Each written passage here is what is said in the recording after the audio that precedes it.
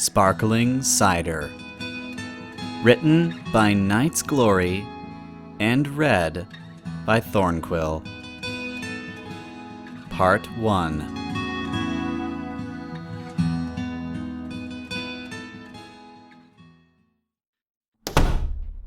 Twilight slammed the door to the library, bracing herself against it and breathing heavily. She stayed like this for a few moments, trying to collect her thoughts and gain her bearings. She had rushed back from Sweet Apple Acres so fast she wasn't even sure if she had made it into the correct building at first. I could have just teleported, she thought, mentally hitting herself. I guess I'm not thinking too clearly right now. Hey Twilight, what's up? You okay? Spike said, coming down the stairs of the library. Upon hearing the front door slam, the baby dragon had decided to investigate. He approached his friend and sister, looking for a response. Maybe I just need some sleep. Twilight? Or a drink?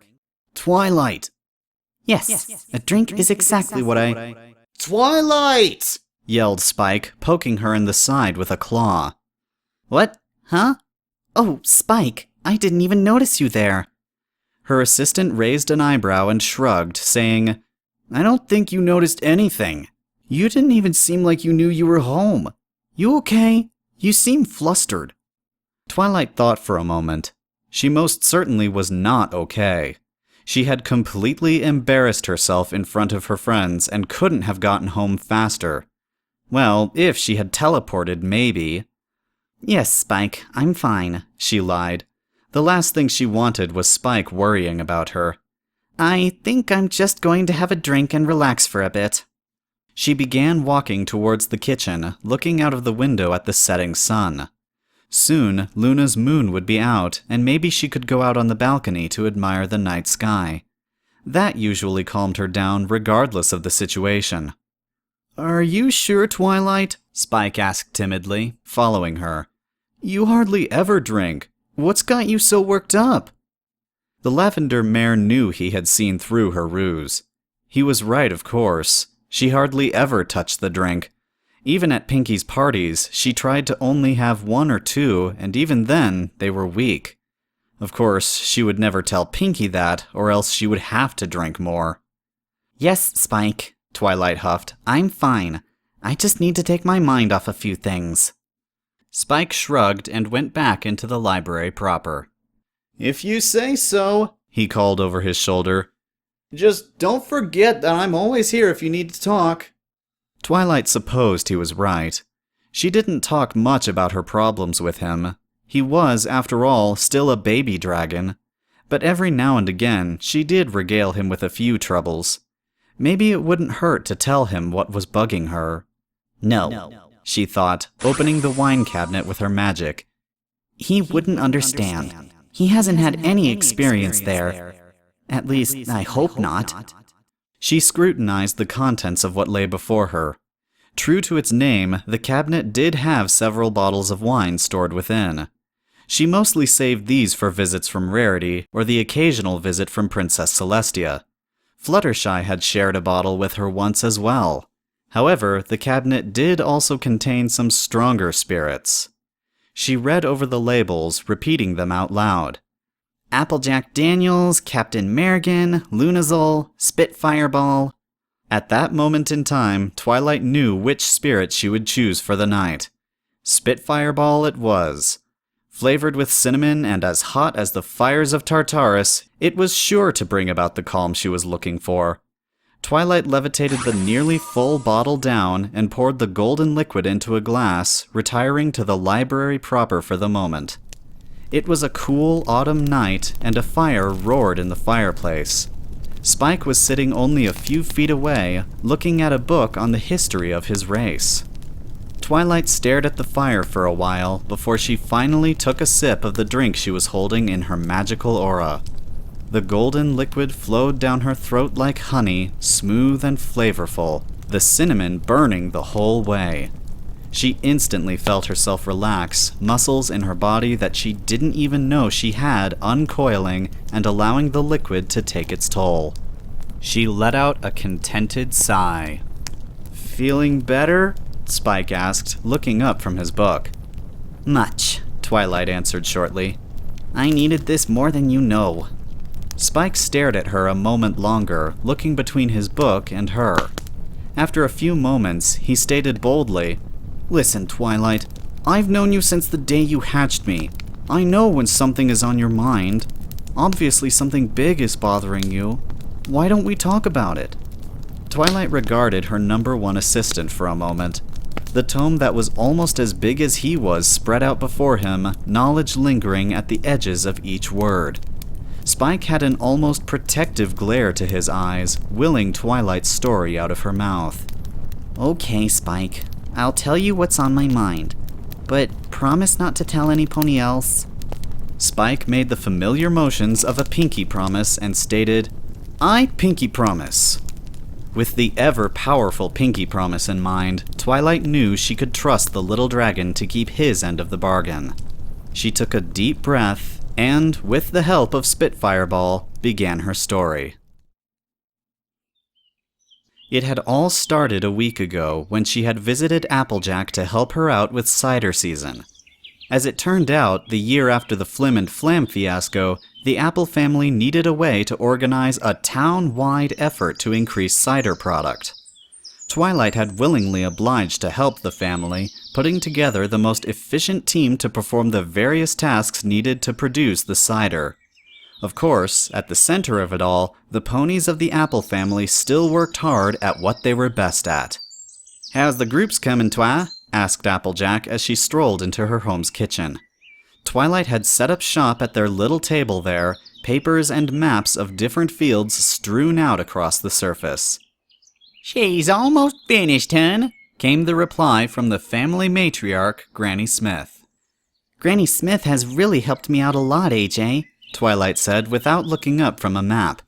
She told me what orchards need the most work and which ones can be handled more delicately. I'd say she at least doubled the speed of this process. I just need to finish plotting this team's route and... done. The lavender mare looked up from her work and beamed at her orange friend, showing off the orchard map with a list of ponies from each team in their respective sections. That's great, Twi. Why, I'll bet we'll be done with cider season in no time. Applejack took the papers and gave them a quick once-over, sure that Twilight's planning with her grandmother's help was spot on. Now, come on. You've been working hard all day, and I just got done with my apple bucking. Why don't we go relax out by the pond? Twilight rose from her seat, walking towards the kitchen door that led outside. That sounds wonderful, Applejack. Bye, Granny Smith. Thanks for your help. Thank you, Twilight. You always help us out when we need it. Granny Smith nodded towards Twilight, then slowly moved into the living room as the two friends departed the kitchen. It was a glorious early autumn afternoon, and Twilight could tell that the receding heat of summer had worn her earth pony friend out. There were very few clouds in the sky, thanks to their weather mare friend Rainbow Dash, and life buzzed all around the farm. Somewhere off in the distance, Winona could be heard barking at what Twilight could only assume would be a squirrel. So, how did your day in the orchard go, Applejack? Twilight asked, walking beside the orange mare. Applejack gave a little cock of her head before saying, "'Bout the same as always, Twi. Worked hard, tired myself out, but I got the job done and had fun doing it." Twilight gave a hum of acknowledgement. It's great that we all do jobs that we enjoy. I'd hate to spend my days working just for the sake of keeping busy. Applejack laughed at this and turned off of the path they were walking on to cut through some of her apple trees. "Well, I'm not too sure that I know any pony who hates their job. As far as I know, if ponies don't like doing something, then they don't do it. At least in Ponyville, anyways." Twilight giggled. You haven't spent enough time in Canterlot, then. Applejack raised a brow, but said nothing as they approached the pond. The area was completely shaded by oak trees, a small haven from the apple trees usually found out here. Applejack told her friends that the area was made specifically for relaxing after a full day's work, as she always put it. Twilight had to agree, if there was any place to relax after a tiring day, that this was it. Before Twilight even had time to realize what the farm pony was doing, Applejack tossed off her hat and galloped towards the pond, jumping in and soaking the area with a large splash. Ah! Applejack! Twilight called out. You didn't say we were getting in the pond. The orange mare spat water out of her mouth towards Twilight. Well, shucks, Twi, what else would we do? Come on in, the water's great. Twilight rolled her eyes, but smiled, got a running start, and plunged into the pond. She was immediately immersed in the cooling sensation that the pond always gave its swimmers. After a second, she resurfaced and laughed as her friend splashed her. Now see, don't you feel better already? Definitely, Twilight responded. They both suddenly heard a few thumping noises and looked towards the shore. Sure enough, the sounds belonged to Applejack's massive brother, Big Macintosh. The thunderous beats ceased, and the big red stallion looked out towards the pair and smiled. "Howdy, Miss Twilight, AJ," he said with his southern drawl, nodding towards each in turn. "How are y'all doing today?" I'm doing well, Big Mac, thank you, Twilight responded, feeling a bit of heat in her cheeks. And you? "I'm right swell, ma'am. Thanks for asking. Just figured I'd come over and lay in the shade for a bit, and then I heard y'all swimming." I, hope we're not intruding. Twilight felt a bit of Fluttershy in her voice. For a reason that the studious unicorn couldn't fathom, she was unable to speak straight around Applejack's brother. They hadn't spoken much in the past, but on those occasions when they had, she remembered always being tongue-tied. Applejack and Big Mac laughed at the statement. Twi, there ain't no such thing as intruding at our pond, the orange mare said. Every pony is welcome here. Big Macintosh plopped himself down on the ground in a shady spot near the edge of the pond. Swirling a lazy hoof in the pool, he looked around the grove for a bit while the two mares swam about in the pool, no doubt gossiping on the latest happenings. After a few minutes of reflecting on his day's work, he looked back towards the pair in the water. "I meant to thank you, Miss Twilight," he said, when a lull in their conversation came about. Oh? What for, Big Macintosh? Twilight said, cocking her head to the side. Her attention had been immediately pulled towards the deep, throaty voice of the large stallion. "Helping us out with the cider season this year. Granny Smith said you did a right good job, and she thinks we'll be able to finish quick-like." Yeah, Twilight, thanks a ton, Applejack repeated next to her. It really does mean a lot to us and the farm that you're willing to help. Twilight felt the heat in her cheeks rise again at the praise and shrugged. It was no problem, really. I like helping my friends. She shot a look at Big Macintosh as she said this, and he gave her a welcome smile. If she was blushing before, she thought that now Applejack may be able to feel the surrounding water's temperature rise. Afraid one of the two apples might see her embarrassment, she dipped under the water quickly and swam around, biding her time. When she resurfaced, Applejack was just reaching the shore and had begun to shake herself dry. Twilight followed suit, lowering herself to the ground several feet away from the large form of Big Mac once she was dry. Applejack leaned back against one of the nearby oak trees, hooves up in the air. "I really needed that swim. It was hot as all get out today," she said, closing her eyes. Then, popping one of them open, she looked towards her brother. "You aren't getting in, Big Mac?" The stallion in question shook his head. "No, not today, little sis. I just felt like lying down after work." Twilight felt his low voice rumble in her ears, a sort of smoothness to it that she hadn't noticed before. Catching his gaze for a moment, she looked away, out over the pond, trying to fight down that incessant blush of hers. She thought that Big Macintosh must have noticed, because he chuckled quietly before looking back up at the azure sky. Trying to turn the conversation, Twilight began, "So, when did you two start apple bucking?" Applejack gave a small snort. "As soon as I could, and not a moment later. I reckon I was bigger than Apple Bloom. She ain't quite ready yet. Big Mac over there, well, he's a unique one. He started before I was even born." Really? Twilight asked, looking towards him. Wouldn't you have been younger than Applebloom is now? Yup, Came the reply. Wow, Twilight said. I can't believe that. You must have been strong even as a colt. He's always had them big legs, Applejack said. He ain't called Big Macintosh for nothing. Both mares laughed at that, Macintosh simply smiling the whole time. Was it difficult at first? Apple bucking, I mean. Since you were so young and all. Twilight stumbled over her words a bit, trying to get out her meaning. The big stallion looked down at her and nodded. Sure it was, Miss Twilight. I reckon I only got started so young 'cause I wouldn't quit bugging Pa about it. He finally let me go at a tree, and it took me darn near a day to get even one apple to fall. But that was the best apple I ever bucked. His eyes had an aloof nature to them as he said this, remembering vividly the taste of that apple he had worked so hard to get. Why do you ask, Twi? Inquired Applejack.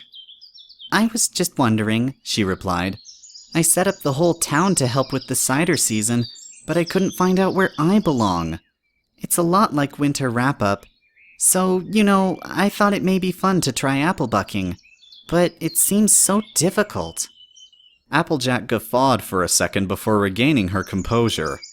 No offense, Twi, she began, but I'm not entirely sure you'd be up to it. You just don't have the leg muscles for it.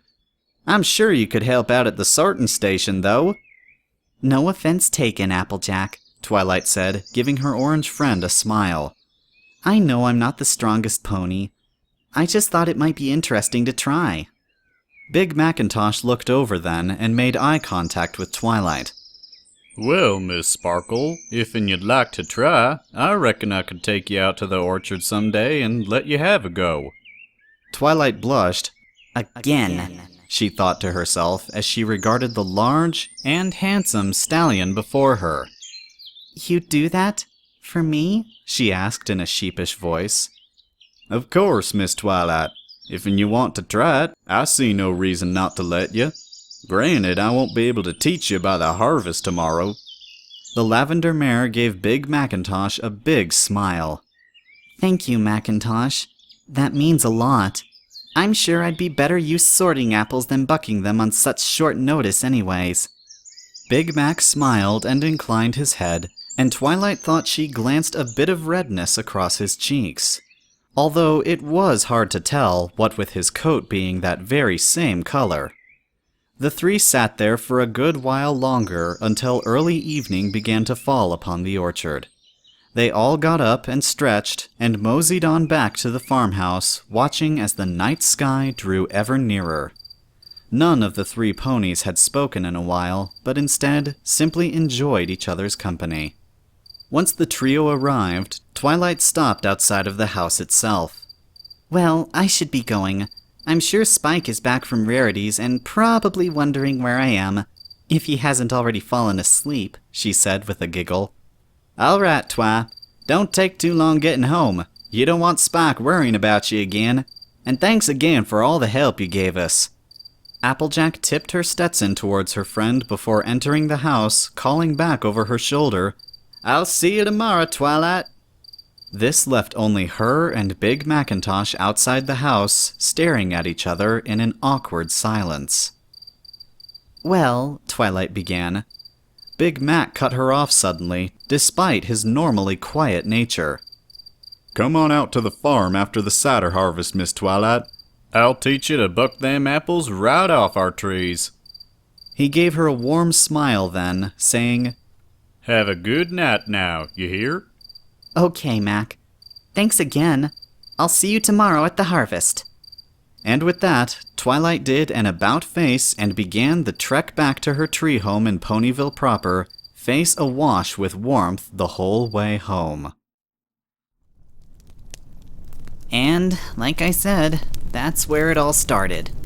Twilight took another shot of the Spitfire ball, grimacing as the liquid both cooled and burned her throat.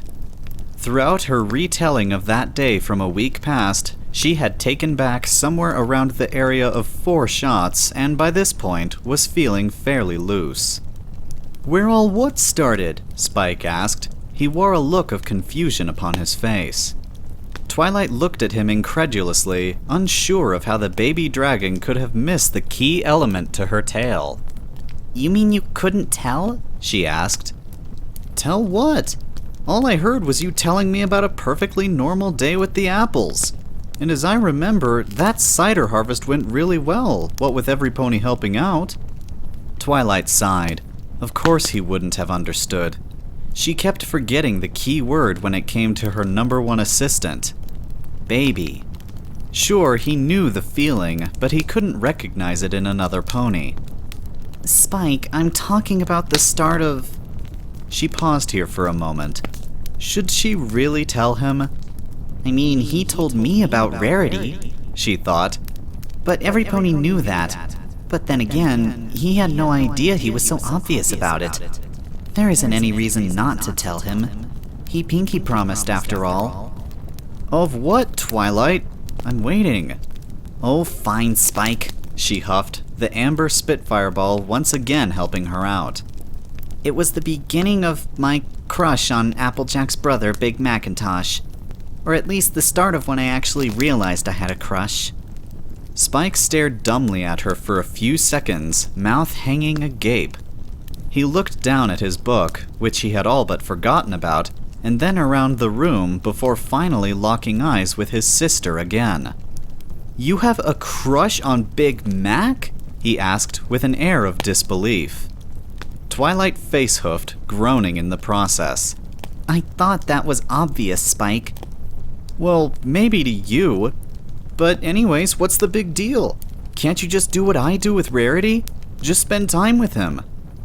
For a baby dragon, he can be awfully insightful at times, Twilight thought to herself.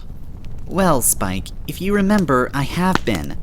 The next day, I went over with every pony else and helped start the harvest. We spent the whole day there and still had to come back to finish. Yeah, I remember, Spike said. I hadn't seen a smile on your face as big as the one when you got home from that in a long time. His eyes suddenly went wide with realization. Oh, I get it now. Why didn't I see that earlier? See what, Spike? Well, now, looking back on it, of course you have a crush on Big Macintosh. I remember you going over to Sweet Apple Acres a lot over the last week.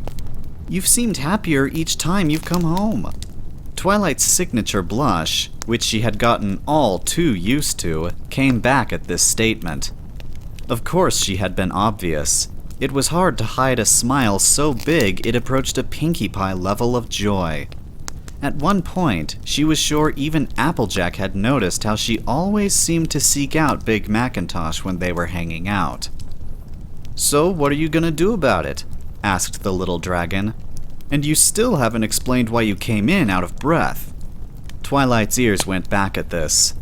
Through the daydreams and alcohol in her veins, she had almost forgotten the horrors that this day had put her through.